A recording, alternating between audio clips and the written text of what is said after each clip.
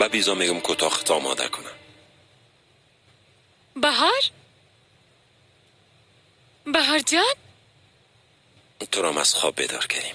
نه جانم، من بیاز منتظر تو بودم محمد جان. از کلکین وقت دیدم شما آمدین و جله پایین آمدم. خیرت خواست کدام مشکل پیش آمده با تشویش معلوم نه میشه. نه بعد از این بهار همراه ما می باشه.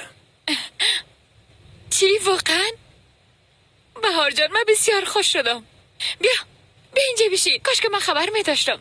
به خانه خوش آمدی جانم. بیا.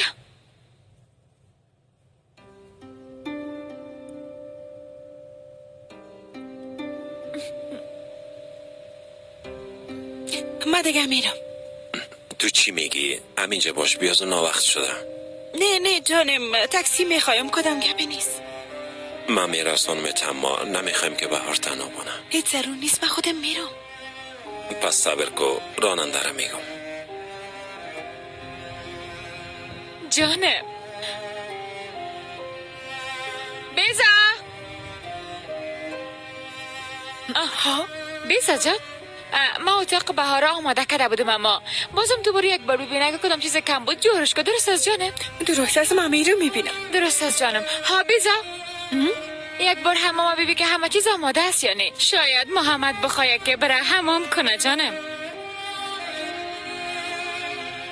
درست است؟ درست است جانم. حالا دیگه راننده حال میایه، من تا موتر میرسانم. درست است. شب بخیر. خداحافظ.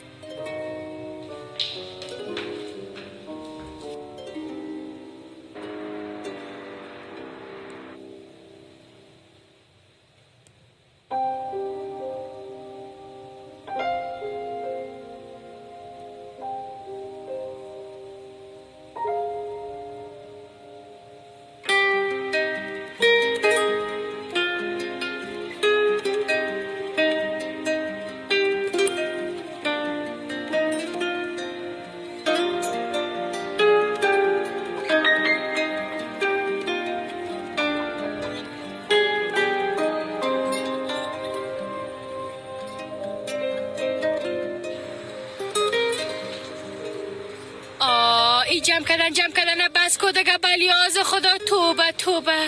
من چرا به گپت گوش کنم؟ تو به گپ ما گوش کردی؟